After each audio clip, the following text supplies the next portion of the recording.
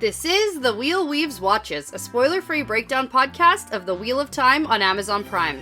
I'm your host, Dani, and I'm joined by my co-host, Brett, and we're here to bring you an in-depth look into the Wheel of Time show on Amazon Prime. We'll share reactions, episode breakdowns, and relevant background information without spoiling future content from the book series. So grab a drink and let's get watching.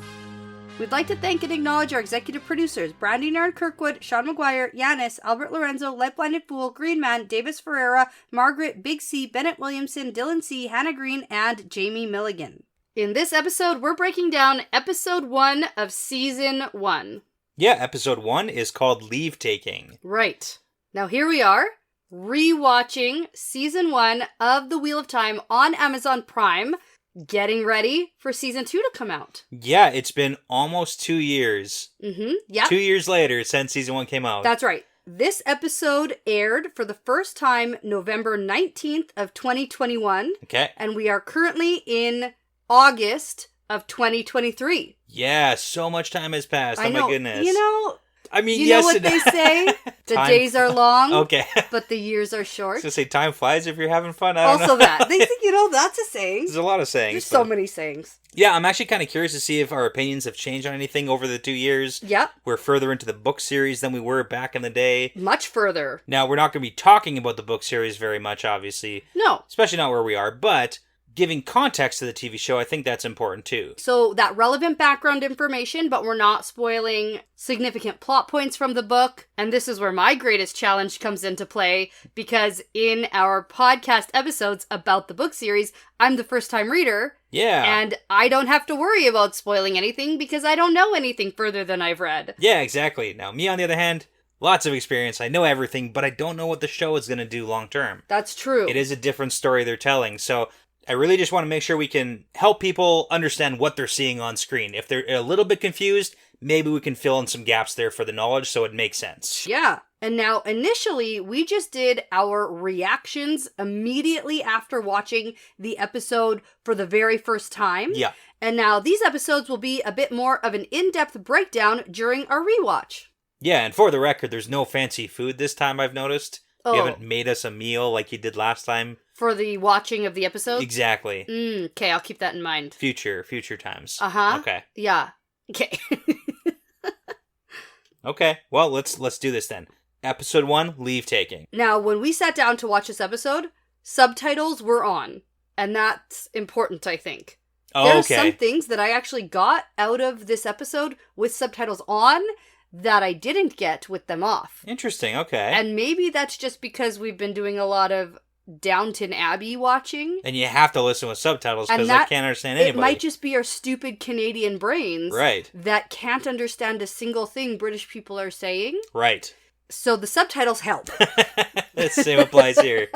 I can imagine if you've never read the books or anything, yeah, and you hear all these names, especially names, a lot of it just won't make any. There's no connections. You don't know what they're actually trying to be saying. So subtitles maybe helps a lot of people. Yeah. Okay.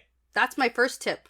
That's a good tip. Okay, so let's start off with episode 1. We get an initial Moraine introduction. Oh yeah. So Moraine, the Aes Sedai, she gives us a little bit of a hook for what the issue is with the entire Wheel of Time universe. I know. She just jumps right in. It's a very informative, first minute narration. Yeah, and if you're not paying attention, you're going to miss it. Too bad. Or if you sat down late. Too bad, so sad. You're still getting your snacks. Okay, Can't. So she says, many years ago, men who were born with great power believed they could cage darkness itself. And when they failed, the breaking happened. Mm-hmm. The world was broken. Exactly. And then the women of the Aes Sedai were left to pick up the pieces.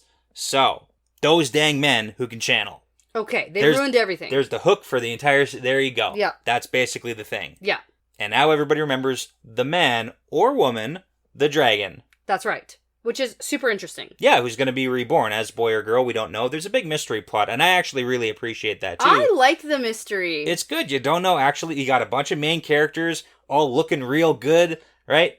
Yep. You don't know who's the real main character until possibly later on. So that's true. Yeah. Now, this first opening, because I feel like we get 2 opening scenes. Yeah, we get the Moraine intro. We get the Moraine intro, and then we get the next intro, and then we get into the actual story. Yeah, before the title screen, right? So, before the title screen hits. Before the title screen, we get Moraine and Lan on a mission. Yes. The mission to find this dragon reborn. Exactly. And now we're going to see a lot more of Moraine and Lan this episode. But now we're going to jump to a chase. Yeah, the chase scene. A chase scene. That Moraine and Lan are up on a ledge watching. Right, They which can we see- get afterwards Yeah, somehow. or at least they see the aftermath they of see it. some of it. Maybe not the entire thing, but like the final sequence of that. There's an entire chase. There's a bunch of ladies on horses in red running after a couple men. And then we find out pretty soon that this guy's going a little bit crazy. Super insane. And there's only one man. Yeah, he's talking There's to nobody his own, he can see. his own hallucinations. So the women say the madness already has him. So pretty clear, like, this is one of the men Who can channel. who broke the world. Who can do the magic. Who can do the magic, right? Who's going crazy. So that's why they're here. And I gotta say, she's kind of mean to what she says to him. Yeah, she's like, hey, you have this gift, the power, it's only meant for women and women alone. You suck. You make it filthy by touching it. Disgusting. You're disgusting. Yeah. So really, really harsh, I feel. Like, maybe he's gonna go crazy. Right. But, like... Now, this character is a named character in the credits. Okay. Her name is Leandrin. Okay. So we can use that name. Keep it in mind. Awesome. Now, in case you don't know, what Leandrin does to this man is called gentling. Yes. Which means she makes it so he cannot channel or do the magic anymore. Yeah, basically rip the power out of him. Right. Or cut him off from it. Cut him off from it, take it out of him. Right. However you want to say it. Because you get this shot away from him and it kind of looks like she might just be killing him. Yes. And to be fair, That might be happening too. But there's a rule in TV, like if you don't see the body, they're not dead. But also, that's my rule. They also just might be dead if they're not a named character. Right. I'm pretty sure the implication is this guy doesn't die, though. Okay. I don't think that Leandrin is just murdering this dude here. Yeah, and well, she has and a bunch of... And it kind of seems like she is, but like... Okay. I didn't get that. Yeah, no, that's totally fair. That's totally fair. Now, before the scene ends, we do get Moraine and Lan having a little conversation from the mountains up above where they see this. Right. And Lan, the warder, right, her protector man. Right, which is an important thing to talk about, is their relationship. Yeah, so it seems like a lot of Aes Sedai have a warder, a protector, an armsman who can be there with them. Right. Clearly not everybody, because we got that group of sisters who were riding, didn't see any guys there, but Moraine definitely has one. So they're up on that mountain, and they're having that conversation, and Lan's saying, hey, this guy was born 20 years ago, like the prophecies predicted. So clearly Moraine and Lan are trying to track down this rumor, this prophecy. Right, I like the mention of the prophecy. Yeah, Yep. Yeah, like they're definitely following something, and now they're headed to the Two Rivers next, because there's a bunch of rumors coming out there that there's 4 ta'veren, so ta'veren would be like really important plot point characters. Yeah. Basically what a ta'veren is, it's an important person to the pattern, to the Wheel of Time, to the series. Yep, that's a good way to put it. Yeah. Now, I wanted to just point out the excellent scenery in this entire episode. Oh, this yeah. This is the point in my notes where I was like, wow, this is beautiful landscape. And if you don't know, the series was filmed in Prague, mostly. Okay. Season 1 is filmed mostly in Prague, and it does not disappoint landscape-wise. Like, this is not a soundstage. Yes. In this episode. Very beautiful. It definitely gave me some Lord of the Rings vibes with the big shots. Yeah. Yeah. Yeah, I do love it. Yes. So. And then this is when we're gonna get our title scene. Yeah, we do. And we get our iconic snake biting its own tail. Yeah, the Ouroboros. Yes. Which is kind of the Wheel of Time concept, that time is circular. Yep. We're going to get all that explained to us later on, too. Yep. So then we're going to jump into our main story. Yeah, so for this first shot here, we have the Two Rivers, or the Women's Circle, which is the group collective of women of the town, doing a braiding ceremony for Egwene. Right, which is like your becoming a woman that's ceremony. Definitely what it kind of seems like there from everything. Coming of age. Yeah. We get a speech, right? To be a woman is to be alone, but then they all stand with her. Yep. And then we get the best shot of Nynaeve pushing... Shoving her off a cliff. Yeah, into the river, saying, Nynaeve hey. and Egwene. Yes. Egwene gets pushed into the river. Yeah. And then Nynaeve gives the advice, be strong, trust the river. Mm-hmm. And I gotta say, as someone who doesn't necessarily like swimming so much, I don't know how much I'm going to trust that river. It's like, this does not seem very safe at all. No, but I actually love getting to see this ceremony Because in the books, right at the beginning, it's implied that Egwene has had this ceremony. Yeah. But we don't get to see it at all. Yeah, that's very true. And so I loved seeing it. I actually got really emotional the first time we watched this during this ceremony. Yeah, so okay. I liked it. Now, it is kind of interesting, too, because in the TV show here, they have aged up the characters. Oh, yeah. So absolutely. That's one of the major things, and it makes a lot of sense for TV. And again, I don't know anything about TV, but it's a lot easier to have slightly older characters for all that TV stuff. Mm-hmm. Right? Yep. So they're a couple, like 2 years maybe older than they are in the books. Okay. That's probably a safe bet. Yeah, like that's what my estimate would have to be. Yeah. Just based on them now, so. But yeah, very cool scene. Egwene clearly doesn't let the river kill her, which is good. Yep. She arrives at the bank, and then she gives a little tug on the brain, like, hey, she did it. She earned it. She passed the test, I guess. Like, I have to assume if you don't pass the test and you drown, then... Like, then what? It seems does that happen? I don't know. It seems like a crazy thing. The whole drifting down the river... Yeah. I just never envisioned it as part of a hair braiding becoming a woman's ceremony.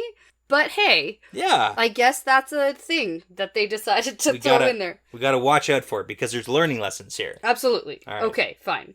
So scene change. Yeah, scene change to Rand and Tam, his dad, on the mountain path. That's right. They're coming into town for Bel Tine. That's right, because they live in the mountains outside of town. Yeah, they got a little... It's sheep important. Farm. And apple orchard because he has apple brandy. Right. Bringing it into town for a Bel Tine festival. Yeah, and the mom's no longer in the picture. Right, which we get later. Yeah, and apparently she used to drink all the brandy, but now that she's not here, it goes into town. Okay. Tam makes a mean apple brandy, apparently. So, right. Okay. Mm-hmm. And this actor who plays Rand's dad is actually an actor from Game of Thrones. Yeah, he is. Who plays a different dad. Different dad. But a terrible one. Mean one. Here, he's very nice, it seems. Yeah, we like dad. him. Gives advice to his son and stuff. Yeah. Raises him. And apparently, Rand has a strawberry, maybe from around here, that he's going to bring up later this episode. Yeah. I don't know at what point he picks it, but... Doesn't matter. It's at some on point. The path. It's somewhere around here. It's supposed to be a romantic gesture. Relax. And it's not. Yeah. It's terrible. He tries. I don't know. How else do you have romance in a mountain town? It's the smallest strawberry I've ever seen, too. Like, what is this? It's supposed to be like, I used to pick these for you. How cute. Yeah. Aren't I so cute? Yeah. And she's like, gross. Okay, but that's way later. That's a joke for later, exactly. All right, so we're going to get into town, and we're going to get a beautiful shot of this little mountain village. Yeah, I love it so much. So good. And so it's called the Two Rivers.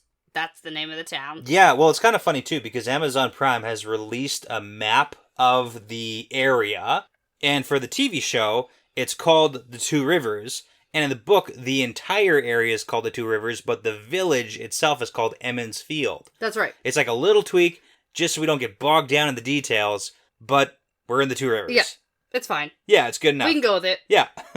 But I do have to say, 2 years later, even after rewatching the show a bunch of times, I still love the Two Rivers vibe. Yeah. The vibe of coming in to Emmons Field, the Two Rivers, the little mountain village, it gives me such, like, great feelings of the Wheel of Time. I agree. They nailed the universe for sure.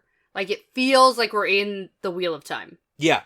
Now, we're going to jump to a scene where we are inside the inn, in the common room, and then we're going to get introduced to some new characters. Yeah, the three main boys here. Yeah, well, we've already been introduced to Rand. Yep. And then we're going to see Perrin and Matt. Yeah. And then we really get introduced to Matt the gambler. Yeah, Matt the dirty-looking gambler and Perrin the big dude with the curly hair. That's right. I love it. Mm-hmm.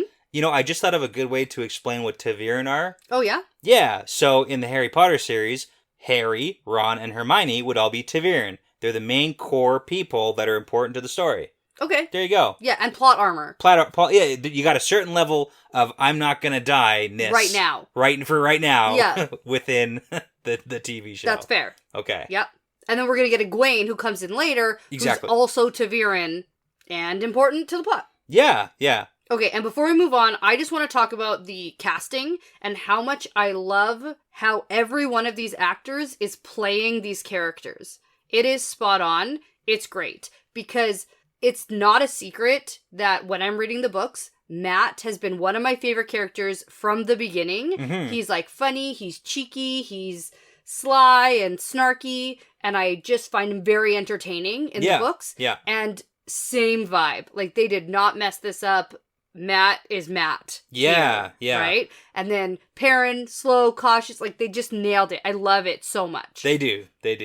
And now we get Egwene coming in. Everyone's like, woo, you're a woman. And then we have a party. We did it. Yeah, it's a party time now. Yes. That's why the apple brandy got brought into town. It all connects. That's why. Well, it's really because it's party time. And this party is going to go on and on into the evening. And what I actually appreciate about this whole common room party is that we, as the audience, get a little bit more of a feel for the relationship dynamics of the characters. Yeah, for sure. A little insight into the village. Right, because we get an insight into Perrin and Rand kind of being buddies, talking about how Rand hasn't talked to Egwene yet because she's busy. And then a little bit later on, we get Matt and his mom and dad situation. Yeah, there's a very complicated situation there from what it looks like. Mm-hmm. So we get the mom is wasted, and then the dad is like hitting on a girl in the middle of the town square or whatever, out in public, and it's in a small town. I can understand why that'd be even worse almost, because then everyone sees and everyone knows everybody. Yeah. It's one of those like everybody knows everybody else's business in a small town. Yeah. And it just makes it everything worse. Yes. Agreed. I jumped ahead a little bit because I was interested in talking about how all the characters are interacting with each other, but I don't want to skip over the big introduction. Yeah, this is the exciting part when everybody drops silent. Oh, yeah. Okay. So this is where Lan is going to enter the room and everybody goes completely silent. Moiraine gets introduced and there's this sense of kind of awe and fear, and you can tell that everybody here is pretty skeptical and wary of this Aes Sedai. Yeah, and before we even know that it's an Aes Sedai, so Lan introduced her as Moiraine Sedai, almost as if that is her title. And we get later on in the explanation, because all the whispering that goes back and forth between even like Rand and Perrin saying like, oh, Aes Sedai. So that's where that title comes from. Right. And now what's interesting, so we hear about Aes Sedai in the preamble before the credits from Moiraine, when she's talking about how the Aes Sedai helped when the world broke. Mm-hmm. And now it's pretty clear here that her ring that she's wearing makes Egwene's mom, the innkeeper's wife here, she sees the ring very clearly. Yeah, she recognizes it as like an Aes Sedai ring. Yep. Now, do you want to talk about this ring? I mean, sure. I don't love it. Why? Because it's too big and it looks like it came out of a gumball machine. Okay. It looks just like big and gaudy and fake and dumb. Sure. Now tell me how I really feel. Yeah. Mm-hmm. No, and I mean, I'm not one for a particular taste in jewelry, so I don't really know. I know. The issue is, in the book, the Aes Sedai ring is a one single serpent biting its tail. Oh, yeah, super tiny, and if you did that on screen, you're never going to see it. It's never. It's a non-visible thing. I understand why it has to be visible on screen. I have to see what I'm looking at. Because I can't see it, then what are we talking about here? Mm-hmm. So, yeah. I just feel like it's a very impractical... It's pretty flashy. Ring. I kind of like it. I like the flashiness. You just want to be the advocate here. Well, no, I'm going to advocate for it because, I mean, think of the Aes Sedai. They can be very flashy and uppity and gaudy jewelry type wearing people. I guess so. I'm here for it. I like it. Okay. It's cool. All right. Now, I like some of the speculation about why she's here. And we get this mention about, the ominous war in the south. Yeah, we did get a little comment before about there is some rumblings going on to the south. Mm-hmm. So, yeah. Maybe she has something to do with that. Maybe. But then, like, later on, probably not. Yeah. Okay, so she wants a room and a hot bath. Yeah. So I guess that's what she's going to get. Well, no, she's going to get a lukewarm bath. Right. And Lan isn't happy with that, but we'll talk about that. Yeah, when we get there. Okay. Because first, we're going to get Nynaeve sending Perrin away because guess who's missing from the party? Right. His Layla. Wife. Yeah, his wife. Exactly. I mean, there definitely does seem to be some general tension in that whole relationship. It's kind of uncomfortable. It makes me uncomfortable watching it. I'm pretty sure that's what they're going for. Yeah. Because we see Perrin looking at Egwene... Yeah. Quite a bit in this scene. Sure. And then we get Nynaeve sort of side-eyeing him and being like, Where's your wife? Go find your wife, Perrin.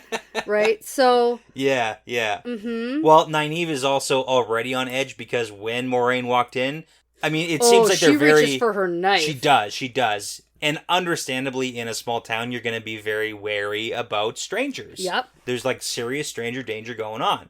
Because what are you doing here in the back country, the Two Rivers? Like, nobody comes here. Mm-hmm. From the sounds of it, at least people we don't know don't come here. Yeah, because it really does sound like almost like a fairy tale. Like an Aes Sedai and her warder coming in here. So yeah, even between the whisperings of Rand and Perrin, one of them says, oh, she looks like a normal person. Yeah. Who knows what she can hear? Maybe she's listening to us right now when they're off in the corner. So, I mean, there is a lot of mythology, it seems, built around the Aes Sedai within even these people here. They've heard of them for sure. Yeah, but like as a fairy tale story, like you said. Yeah.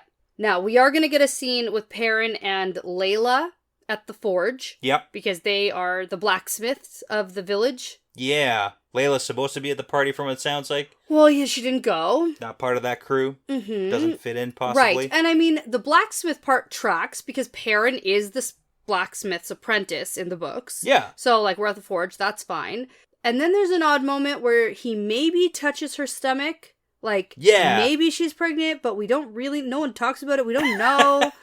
And then we just move on and never really... But, like, was it really a stomach touch? I don't know. Or just a hug from behind. Yeah.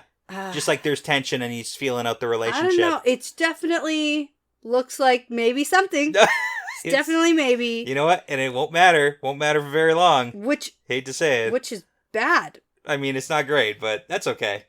Yeah, and then this is where we get to the Matt and his mom scene, and then Matt being super concerned about his sisters and that whole dynamic. That comes back later, too. Right. And I actually really appreciate these types of scenes because we are getting character background. We're getting pulled into everybody's sort of tragic backstory type deal. Yeah. And for Matt, it seems like maybe not from the best family, but...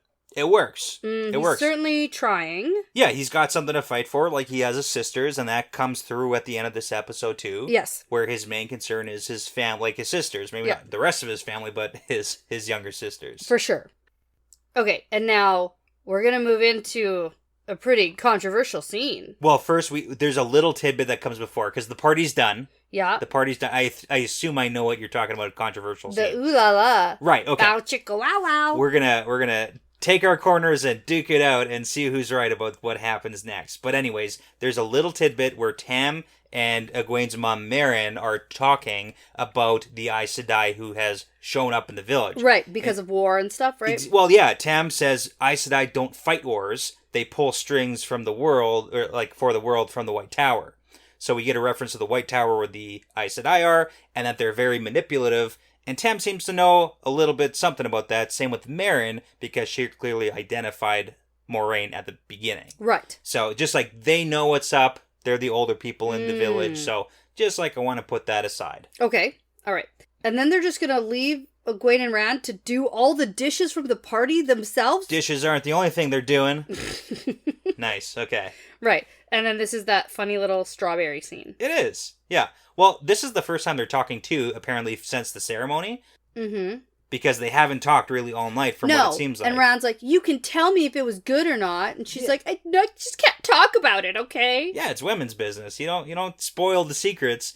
It's probably like pretty... You keep a tight lid on that? Yeah, you don't want to share the secrets of your, braiding ceremony or whatever it's going to be. Right. That's for the women to know. It's not for Rand to know. Well, what's interesting is Rand notices a cut on her arm and is like, everything go okay? Yeah, but it's already, like, healed over. So she's, like, it's from a while ago, too, possibly. Oh. It looked a little bit healed over. It didn't look like a fresh cut. Oh, I thought it was from the river today. I thought it was, too, but it didn't look fresh. Like, maybe we can go back and look, but it didn't look like a fresh cut. No, I know what you're saying, but I don't know. I felt like it was implied that it was from the river and he was, like, concerned about I thought her that ceremony. Too. I thought that, too. But I agree. The fresh cutness... Yeah. Not so fresh. There. Yeah, it seems like it's a couple of days old, but that's okay. The really important part is that they share some kissing. They're clearly in a relationship here. Like, that is not in question. But the real thing is, when things get more intimate, what happens next. Is this the first time that they've done it? So that's my point. I know it is. So my point is, I wanted to know if this is the first time that they've done it, because now her hair is braided, and so it's less conservative than the typical we wait till marriage. Sure. Which is for sure from the books. Yeah. In the Two Rivers. Like the ultra-conservative mode. Ultra-conservative. Yeah. You wait till marriage, but maybe this is still on the conservative side. We waited till her hair was braided. Yeah, until like you're a woman. Right, because in the books, when your hair is braided, you're ready to be betrothed. Right. Kind of thing. Right.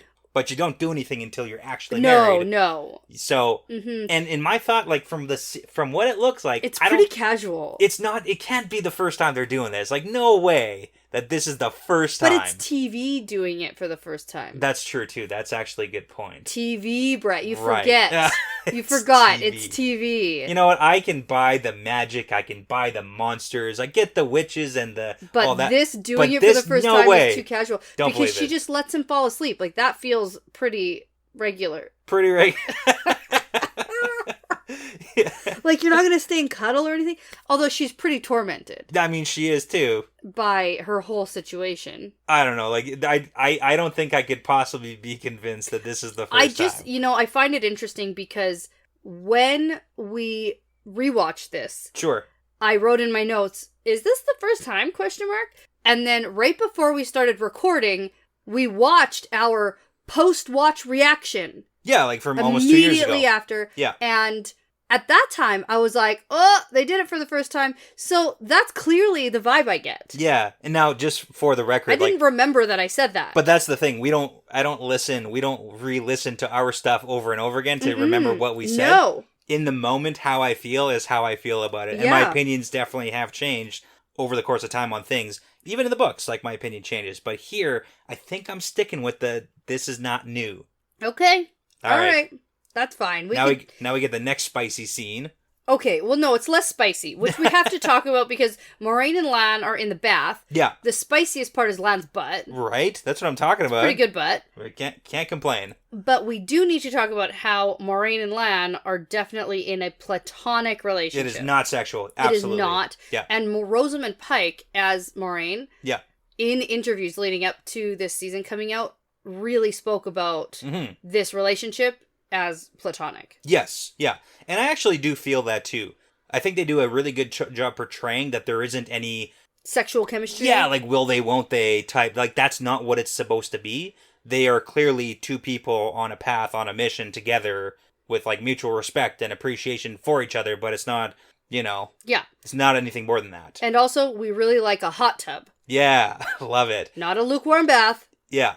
Warm it up. But it's important, too, because magic... I actually really appreciate this scene, too, because here we see that magic is something that she can do, but it's also not something that's so mystical and unique that you only use it in dire situations. Right. Like, warm up the bath. Yeah. I can use my magic to warm the bathtub up. Yeah. Awesome. Right. That's something that can happen. Yeah.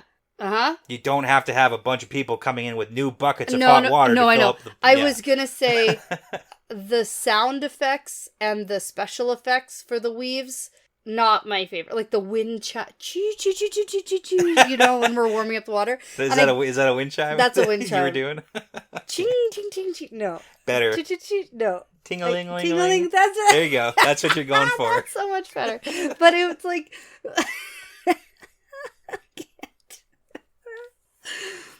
Okay, but...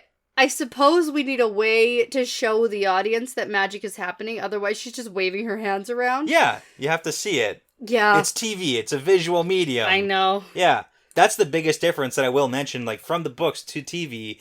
In the book, you have the ability to be inside people's heads to describe things, but on TV, you gotta show me. Yeah. You have to show me. Mm-hmm. So. Right. Well, okay. Now, what's important in this bath scene... Oh, the conversation. ...is that they discuss that Moiraine thinks that the Dragon Reborn is here. Yeah, it's one of them. Quote, one of them. Yeah. And then, here's what I think is super interesting. Because I think it's clear the show wants us to think that Egwene is the one Moiraine is looking for. Because immediately when she's like... it's one of them. They then switch. The next shot is Yeah. Egwene sitting there by herself. It's Love like it. almost this like subconscious, Yeah. ooh, look, it's Egwene. Yeah, Have you thought about Egwene? That is a thing that TV does sometimes, too. TV does things to you. We know TV. We actually don't. We don't, but I know that. Yeah. Yeah. Yeah. But yeah. Do I know how to make a TV show? No. Mm-hmm. Not even a little bit. I'm going to say words later, maybe, that make me sound good. Visual effects. Cinematography. Right. Stage lighting. Uh-huh. I said it earlier. Casting. Nice. Yeah. Okay. But when we flash to Egwene, this is the after the deed scene with It is. Egwene and Rand. Where they're like a little too casual Super, for yeah. two people who've just done it for the first time. Mhm. But I still like to think that it was the first time. You know what? Yeah, and you're allowed to think that. Does it matter that much? Probably not. Not at all. Yeah, okay. Actually. So this is where Egwene is going to be like, listen, Nynaeve asked me to become a wisdom apprentice, and that means I can't get married. Yeah, and we get a nice little description like being a wisdom is a lonely life, no husband, no kids. So where does that leave Rand? So again, clearly there is a relationship, but it's coming to an end because her path is taking her down a different road than marriage and children. Right. And I just want to be like, why can't a wisdom have a husband? Why can't they? Why? Yeah. Because the rules say so. Yeah, I think generally, actually, it's probably because the wisdom cares for the entire village. Sure. And if they have like a husband and children of their own, Yeah. they're less likely Complicated. to care so much about everybody else when they have Yeah. their own immediate family to care about. Maybe. Yeah. Maybe that's the like idea. Possibly. I'm also trying to think to some sort of level of there's a bunch of little towns and villages and everybody probably has their own wisdom or medicine woman type thing. Yes. And if people have to move around and shift to help other villages, people might not want to be relocated because you have family. Like maybe there's some interworkings of like a very complex wisdom. No, not nothing. Network? Is that hitting on anything? Not even, Okay. no. Mm-mm. I mean, like, it's a nice try, but Okay, let's I'd go say no. back to the rule books Okay. because they say so. Right. Okay. So, before we're going to skip to the next day, we're going to see a dark rider, ooh, so spooky mysterious, coming into town It is spooky. on a horse Yeah. with a mask. Right. The horse is wearing the mask. Horse mask. Horse mask. Okay. That's it. I like it. Yep. It's spooky. It's clearly. And we get later on that Moiraine and Lan are talking like, ooh, I think one of the eyeless are here. Yeah. So clearly this is the evil horse rider dude. Ooh. Yeah. Mm-hmm. Yeah. And if anybody's picking up Lord of the Rings vibes, that's because that's intentional. Mm-hmm. RJ writing the book tried to take a Lord of the Rings vibe because that was really hot at the time. Yeah. I mean, still is, but was then too. Also, Dementors. Dementors. The worst flying thing around your about head. prison was the Dementors. Yeah. Yeah, so Dementors also remind me of these guys. Exactly. Mhm. Yeah. No, it's supposed. That's a thing. You're supposed to. It's supposed to be that. Yeah. Now, before we pan away, Yeah. Or like transition to the next scene. we get some whistling Yeah, we do. to transition into Pat and Fane rolling up, and he's whistling. Yeah, it's very nice. It's the next day. It's not raining. It's sunny, and this is the peddler. Yeah, except like super underhanded, and I don't like him. Yeah, but why? Well, because Like with his mat dealing? Yes, I know. So he rolls up. All the kids are like, "Woo, peddler, Peddler. Yeah. It's like Gandalf vibes rolling into town. Yeah, like with his fireworks. Yeah, all the kids Okay. are chasing him. See, I know some Lord of the Rings. Fantastic. Okay, but really, what irks me is his dealings with Matt. Matt is very poor. Yeah. His family's really poor. How poor is he? He's so poor that he has to steal bracelets Right. and From trade other people them in the to town. the peddler. And the peddler freaking knows Yeah. and accepts it anyway. Well, that's why he's like, can I sell this here? No. Yeah, exactly. It's worth less. Yeah. Yeah. So we saw the bracelet that Matt is now showing here. It was Yeah. on the woman from the inn when he was gambling and lost. He Yeah. he eyes Swiped it, I guess. and swiped it at some point between then and now. But what's interesting is something I didn't pick up on the first watch, but picked up on the rewatch, is Pat and Fane says, this'll get you 3 lanterns. Yes. And at the time, when you first watch it, you don't even really know what that is, and he, like, shoves this, like, pile of sticks in his arms. Yeah. And you're like, okay. Why is that important? But later, it's really important that he bought these lanterns for his family. Yeah, and it's also because Rand and Perrin, in a couple of minutes here, are going to try to give Matt money for lanterns. Yes. But he already took care of it.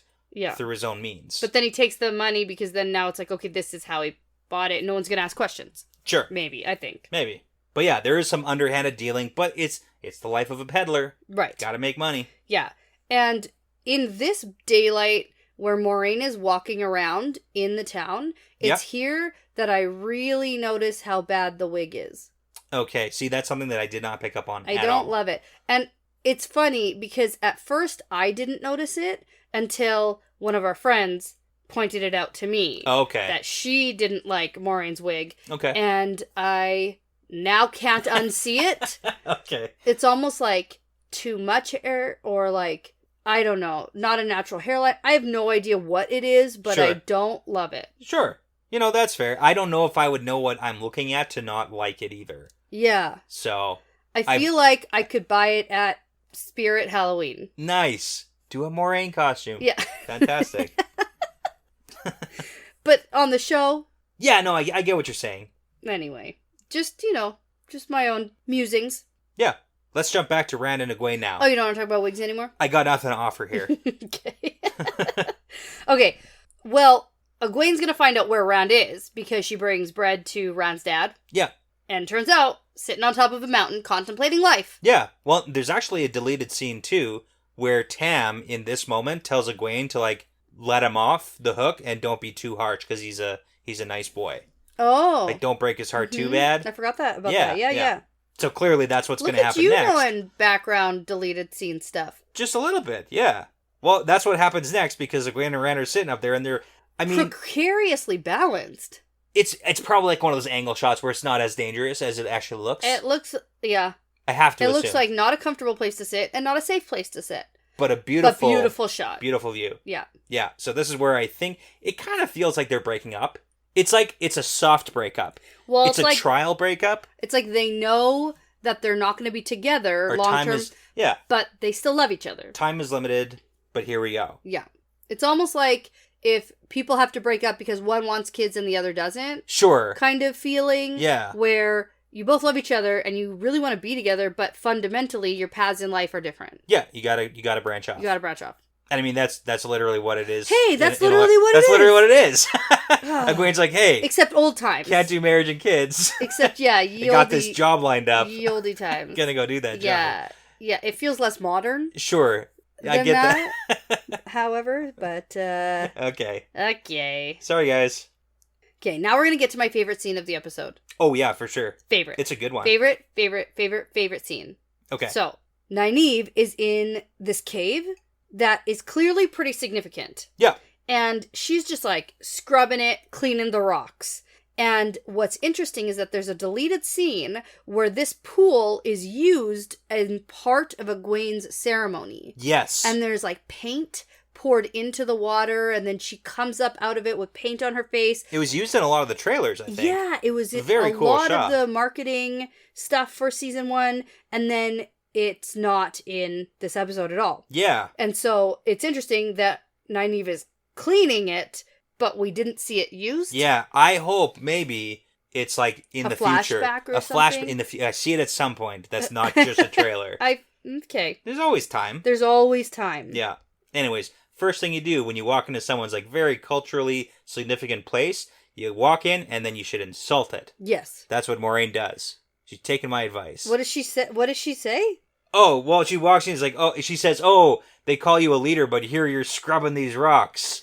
Oh. And then Nynaeve's like, hey, this is a really important place for us. It's an honor to be doing this. Okay. But she's intentionally poking the bear. I know. So, my notes say Moiraine is being a sneaky Aes Sedai. Yeah. In the way that she's talking. Poke the bear to get the information you want. Well, she's playing on Nynaeve's emotions to get the answers that she wants. Yes. Now, the question, how old are you, Nynaeve? Right. How old are you? That's the important Nynaeve's thing. age is in question, and she gets the answer out of her. She does. By playing on her emotions. And now, this casting is by far my favorite. For sure. Nynaeve, this actress, Zoe Robbins, is literally Nynaeve to a T. Perfect.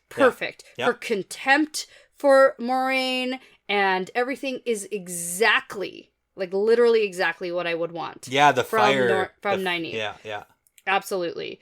And so I find Nynaeve's story, her contemptuous story, about the Aes Sedai and the White Tower and this elitist mentality really sets us up for not loving Aes Sedai very much. Yeah, and I don't necessarily know that you're supposed to, because the White Tower, I actually did mention this in our original one, but it is an analogy for an ivory tower. Like, these Aes Sedai up in their ivory tower looking down on everybody. Absolutely, yeah. That's literally the picture that is supposed to paint. And that's why their rings are so gaudy.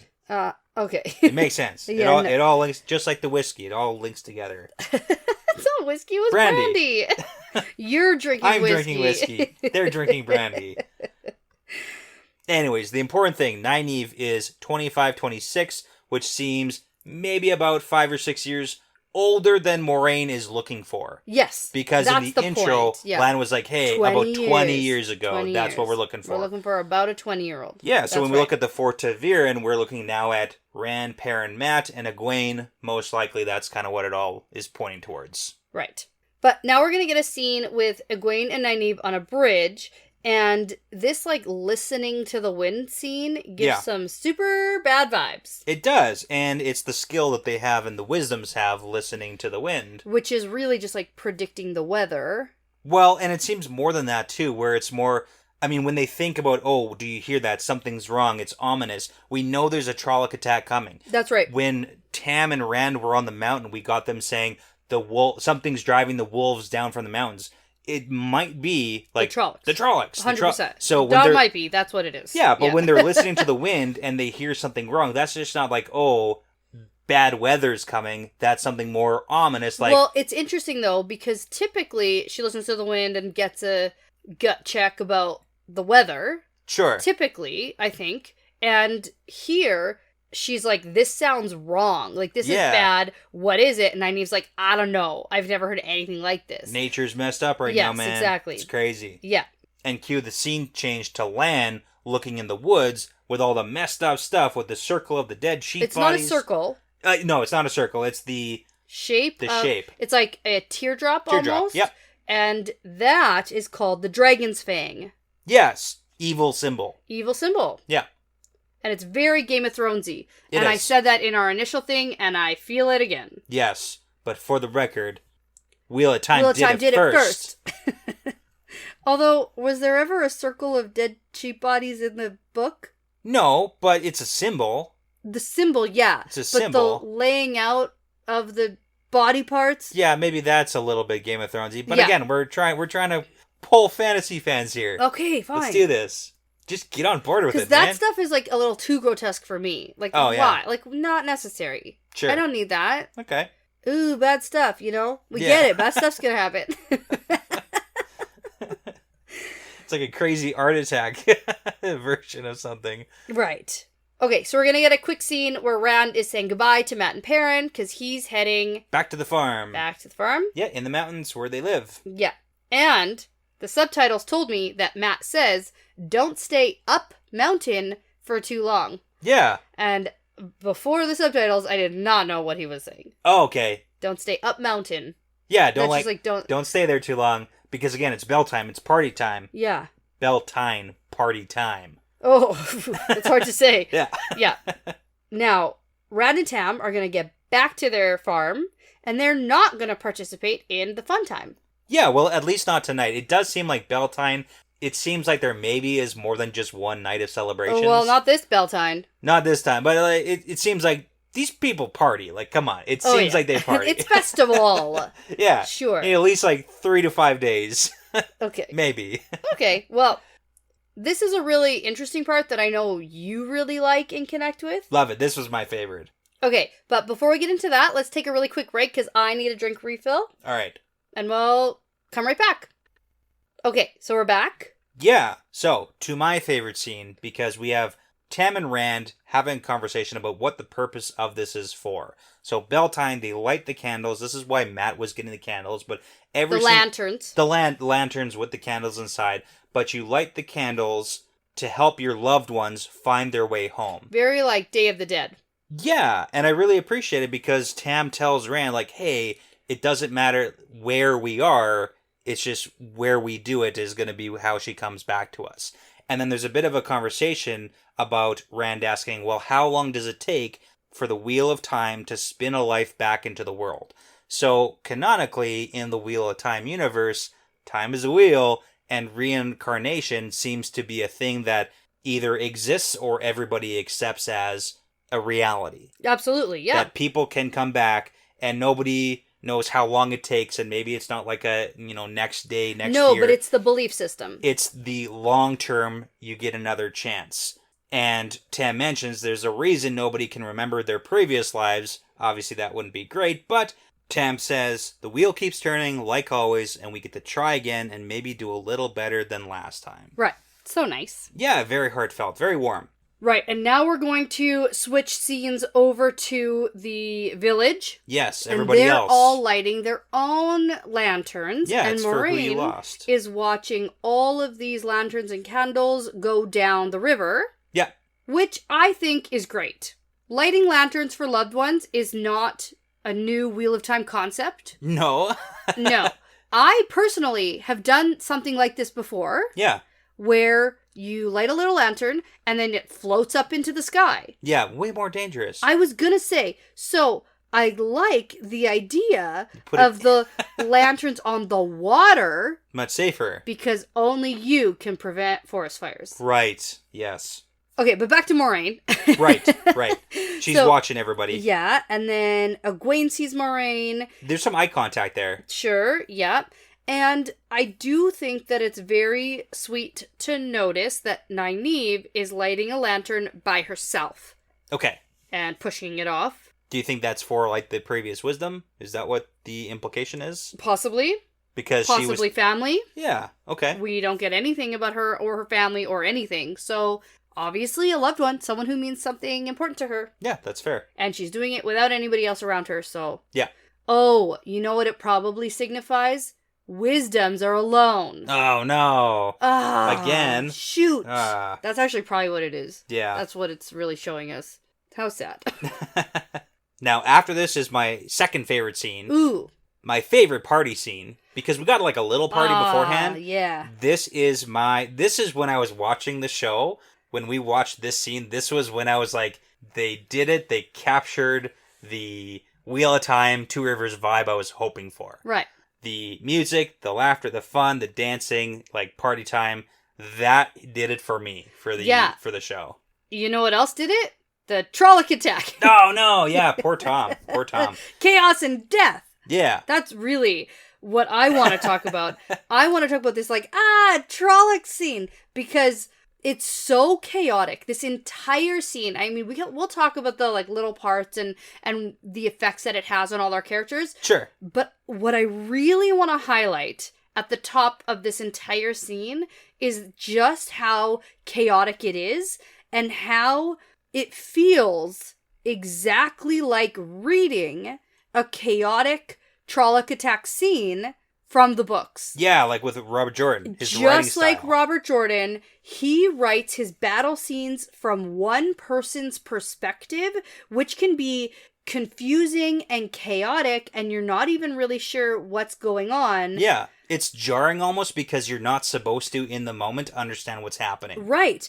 But it's so realistic. Yeah. And I just wanted to tie in a little bit of Robert Jordan's war background. Yeah. So the author of The Wheel of Time served in the Vietnam War. Vietnam War, right. He did 2 tours in the Vietnam War, and he spoke about that experience extensively, and it definitely reflects in his writing and the chaos and fog of war where you don't know what's happening and then it's over. Right. So I really appreciated how, for example, when I think it's Matt is running away and the camera is following only them. Yeah. They're staying in the center of the shot. Yeah. And the camera doesn't pan to anything around them. It's just all stuff is sort of happening through the scene. And I just think that really encapsulated what it feels like to read a scene like this. Yeah, and Matt's just like general terrifying. You know, he doesn't know what to do. He can't really do anything. He stumbles. He sees a trolloc eating somebody on the ground. Yeah. But he just keeps moving because he has to get to his sisters. Mm-hmm. Yeah. That's what he's doing. Really, yeah. Now, I just want to point out a couple of things that I picked up and I saw that I just want to highlight I thought were very interesting. So, number one, the trolloc attack itself, it doesn't really seem like a very coordinated attack. It's almost just like an overwhelming monster attack. Yes. Like, that's really what it is. There's no battle lines. They're not going for, no. let's kill everybody before. No, it's like monsters killing, eating people, getting who they can get, and that's really how the trollocs are fighting. Then we also get to see, here is where Perrin and Layla run into the forge, and we see Pat and Faye duck away from his wagon. Right, yeah. Yeah, he just, like, takes a look and he's gone. I know. He just ducks out. Yeah. And there's one last, like, actually kind of sad scene that hits me a little bit in the feels.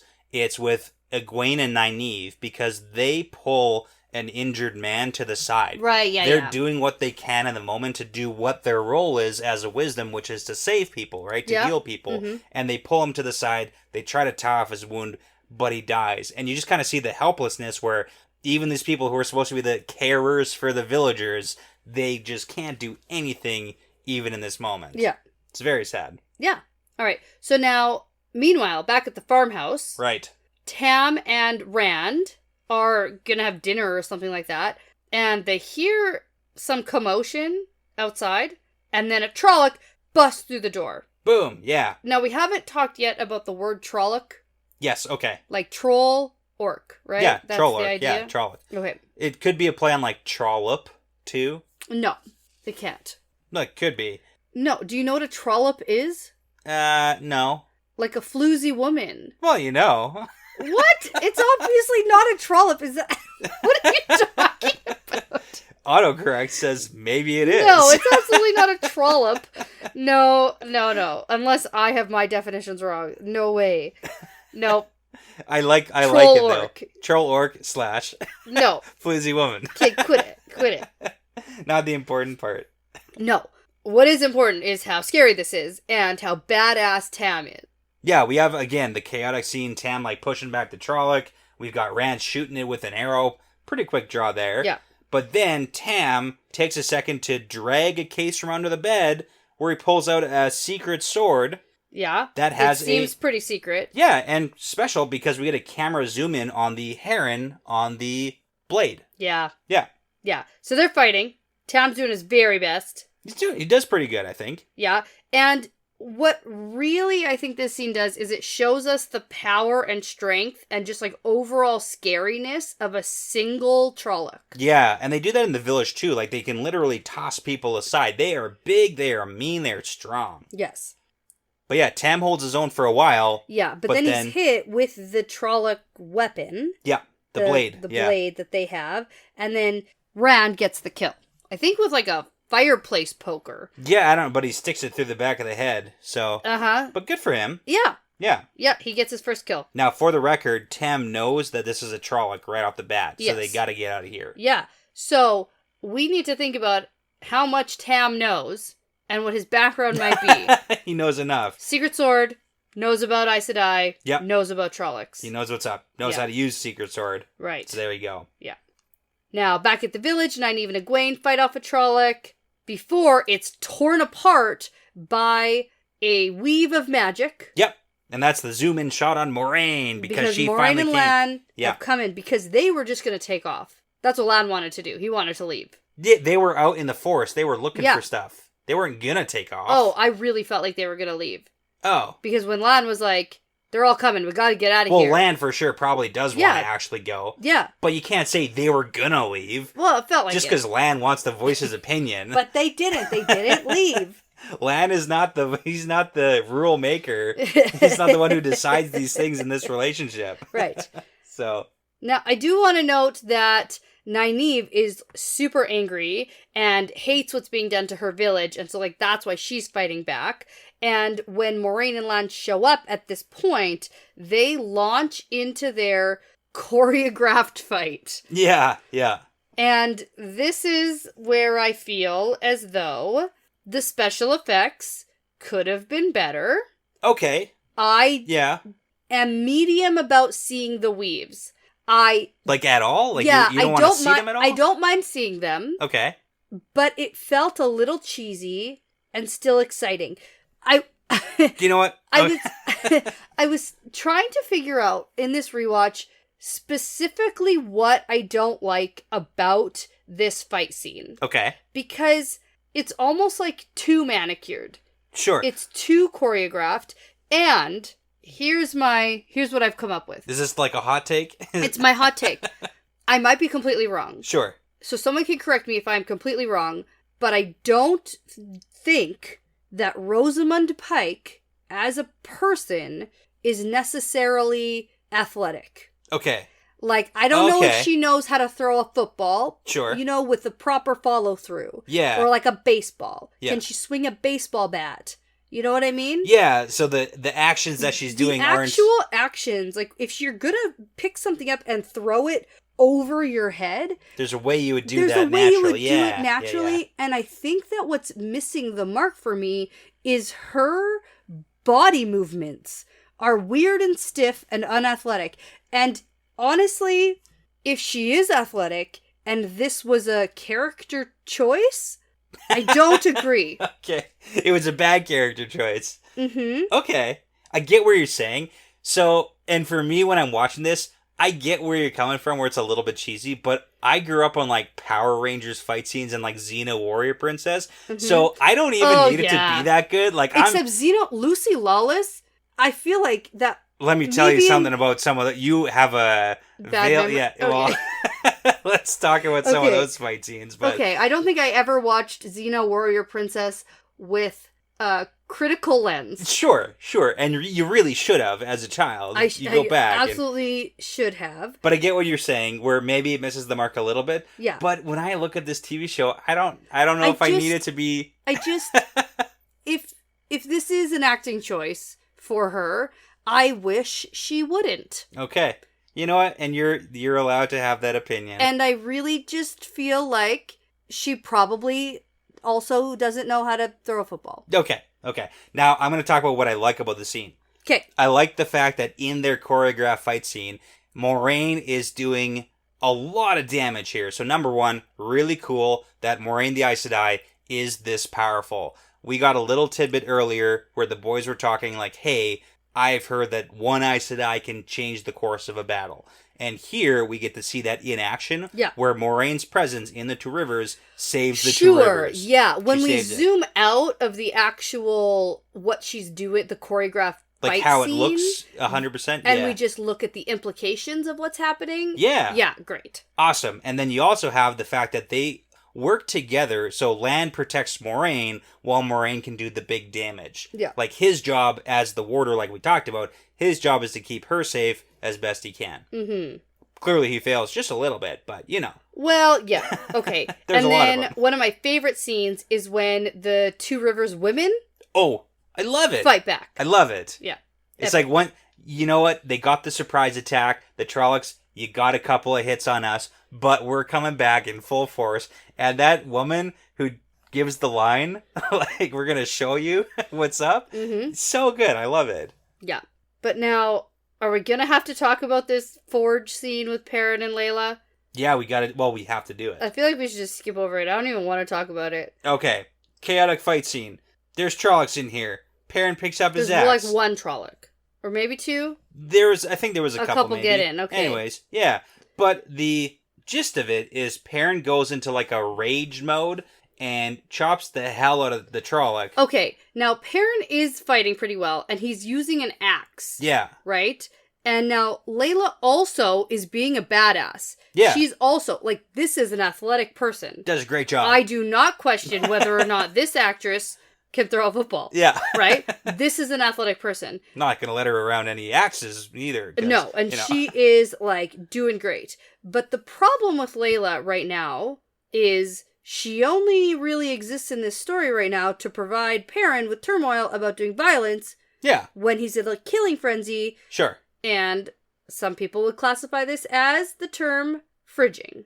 Okay, I've heard that, Mm-hmm. and I get where you're coming from. It's basically when the wife is there to die so that the male character can have an interesting backstory. Yeah. Now, Perrin having an issue... We literally have no idea. We have no clue about her. Like, she barely even talks. And again, maybe there's some room for building a backstory. I don't know. Uh-huh. It's possible. Right, because what happens is Perrin turns around and hits Layla with his axe. Yeah, and you've seen the discussions, I know. There are so many. Where people are like, okay, she's standing over him like she's about to chop... So is she gonna kill him? Is she on the dark side? Is she like a bad guy secretly who's gonna try and kill Perrin right now? And Perrin gets her, even by accident, but it happens. You know what's funny? In my notes I have, some people think she was gonna kill Perrin, but no, I don't. Yeah.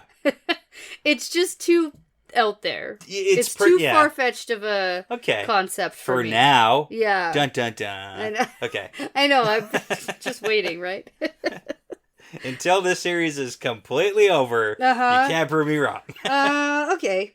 All right. So she dies immediately. Oh, yeah, immediate. And Perrin's like, you know what? Shit. Here's the thing. I do appreciate the realism of the immediate die. It's like he gutted her and she's dead within seconds. It's not like they get last words and, some sort of dramatic death scene where they get to say goodbye. Right. It's just like he barely realizes he did it and she's gone. Yeah. And then note the time that this happened to the time when he actually brings her out in the morning. Later on. Yeah. So was he in here like all night with her by himself? Well, I do have a couple of notes about that when he does bring her out. Okay. Let's get there first then, because we're still in the middle of this attack. I'm in the middle of the scene. Oh my god. Yeah. So Matt finds his sisters and tells them to hide in the big oak tree in the woods. Mm-hmm. And he only cares for his sisters, and it's super sweet. Yeah. Now, Nynaeve is gonna just get dragged the F off. This was so shocking. Yeah. I love this. This was fantastic. Oh my goodness. We're fighting. Trolloc grabs her braid. By the braid and yanks her, like, gone so fast. Yeah. Again, the chaos of battle, I think they do a great job capturing this in this scene. Because it's kind of from Egwene's perspective, and then Nynaeve's just gone, and Egwene's standing there like, what the heck just happened? Well, and you'd think, should she chase after her? Should she try and go and save Nynaeve? Like, there's nothing to do. Yeah. You can't do anything. Yeah. What am I going to do? Right. Now, here's something we haven't talked about yet, and it's the costumes on the Trollocs. Okay. Because there's a lot of behind-the-scenes background information about these Trollocs and how these actors these stunt people trained to become Trollocs. Yeah. Because the majority of them that we see are people in full makeup, full costume, literally on stilts. I love it. With hooves on the ends of them. I love it. That is such a Lord of the Rings move, too, because, like, costumes, you can't... Like, CGI can look bad because of CGI, but when you get people in costumes, like, there's nothing better than real people in fight scenes. Like, I love it so much. Right, but these people had to, like, learn how to run on these stilts so that they're so much bigger than everybody else in, like, these full costumes, which is just Congratulations, great. You did a great job. Yeah. Now, at this point in the battle with Moiraine, she gets stuck with the Trolloc dagger that was thrown. Yeah. And... this is the reinforcements. Right. So she is trying to wield so much power, and we can see how physically tired she is. Yeah, well, there's this, like, big standoff because the initial wave is done, and it seems like they've reformed a line now, and now it's go time because this is everybody, and they're all coming for Moiraine now. Right. Now, at this point, I did think it was neat to see the weaves of the channeling. Okay. Specifically because in the books, we get that when a woman channels the one power, she does so using the 5 elements. So earth, air, wind, fire, and spirit. But in this scene, we see Moiraine pulling from the fire and from the air, and then using it for the stone of, like, the earth. Yeah. And she's, like, pulling those. Yeah, pretty cool. That part was, like, pretty cool to be a book tie-in. I liked that. Yeah. And I guess it is kind of cool, but also kind of sad that she pulls all the bricks out of the inn. Oh, I hate that. And then destroys the inn. I actually hate that she did that. So, I mean, granted, we had to kill the trolloc, so, like, there's a cost to it. We gotta do some things here. But she destroys the inn to kill the trolloc army. Yeah. I mean, I get it. I can't really be that mad, but maybe they can rebuild. I don't know. Yeah, Get some contractors up in here later. I did write, I wish she didn't wreck the inn. I hope she sends some of that White Tower money. Oh, yeah, just, like, give them money for it. Cash money. Here you go. Some sort of insurance payout. I don't know. That's a little book tidbit. Yeah. White Tower's got money. Insurance payouts, and they just, like, send it when they wreck things. There you go. That happens. Perfect. So maybe right. she'll send some money. Maybe. That'll be the explanation. I hope so. Yeah, but that is pretty much the end of the fight sequence. Yes. Moraine and Lan did it. Congratulations. Mostly Moraine. You know what? Lan protected Moraine mostly, too. Mostly. Because of her stab wound in her stab shoulder. Wound. Like, that's not great. Yeah. No, it's not. Yeah. So, now it's the next morning, sort of as, like, the sun's coming up, and it's clear that everyone's, like, tending to the wounded and laying out the dead, and... Yeah. Battle aftermath. Basically, battle aftermath. And then we have Rand coming in with Tam on a horse, and he is seeing the destruction of the village. Yeah, and it's kind of sad because clearly Rand has traveled all through the night to get from his house in the mountains down to Emmons Field to the Two Rivers to save his dad, who's clearly taken a wound, and he has no way to know what happened down here. Yes. And now he's showed up hoping for salvation to save his dad, and now it's worse here. Way worse. Yeah, so... Yeah, and then Egwene tells Rand that Nynaeve is gone. Because he needs Nynaeve to save his dad from what he thinks. Yes, and then that's when Perrin carries Layla's body out, and Mat goes to him. And what I noted was, in the forge, Layla had blood, like, all over her face. Like, she had, like, coughed up blood and stuff like that. And when he brings her out, she's, like, cleaned up. Right. So, either editing error, or Perrin just spent all night, like, washing her. I'm going to go with that one. Mm-hmm. That seems more likely. Yeah. Because it's all night, and what else are you doing besides... I don't know, sit there and cry? Yeah, and then prepare the body, I suppose, and then bring it out when you are able to, so... Yeah. Yeah, it's pretty sad. Oh, devastating, actually. But we're going to get to when Moraine and Lan come up to Tam, and they're going to discuss that this is trolloc poison in his wound. Yeah. And I have to say, that sounds so cheesy. Why? Trolloc poison. I just wish we could have come up with something better. Than poison? Like, you don't like the word poison? Or? Trolloc poison sounds like something a child would just, like, make up. I just think that we could come up with something a little bit better. Yeah. I don't know. Like, it gets the message across really fast. Yeah. That this is bad and it's from a trolloc. Yeah, but there's a reason. Like, it's a thing, and there's a reason for that. It's trolloc poison. I'm like, well, okay, whatever. Well, they have, there is a name for it, but there's no context for it in the TV show in the 45 minutes we've spent in this episode. Why couldn't they just use it? What's the name? Do I know it? You should. You've read the books. Is it the blades forged at Thakandar? That's the one. Yeah. Okay. Well, I feel like she can't be like, hey, these blades are forged in the Valley of Thakandar, and be like, what the fuck does that mean? So, trolloc poison. And also, for the villagers. But poison. For the villagers who are like country bumpkins in this Aes Sedai's eyes, probably, saying, hey, this is poison, probably gets the message across a little bit better. It just, for me, sounded too cheesy. So, I don't know. Didn't love it. But anyway, she's going to heal him, and she's going to show that version of magic. Right. And again, just another thing that magic can do. Not only can we heat up the tub, we certainly can do that. We can heal people, and we can throw fireballs, we can call lightning from the sky, we can rip people apart with the power. Yeah. Pretty cool. Lots of things. Do a lot of neat things here. Mm-hmm. Okay. So now we're going to get Moraine's freaking dramatic speech. Oh, yeah. Just so dramatic. That's how you get people to leave with you. This is how you steal children. Like, it works. Like, she's like, this is from the dragon prophecies. An Aes Sedai with eyes so white that she could not see told me one time. And it's like, yeah, okay. She was blind. Like, She likes to monologue. What can I say? Oh, she monologues. Yeah, it's good. Oh, she monologues. Oh, she does. But if there's anyone monologuing and it's Rosamund Pike, I guess I'm okay with it. I do love Matt's response to it after she tells the big story about, hey, the dragon has been reborn 20 years, yada yada, it's one of you. And Matt's like, you're crazy. Yeah, you're literally nuts. And she laughs. And it's lighthearted, and I like that. It feels a little more natural than this, crazy, dramatic, forced monologue. Yeah. But then we get Lan looking off in the distance, and there's more trollocs coming down from the mountains. Uh-oh. Yes. More trollocs. And I want to know, how'd they get here so fast? That's true.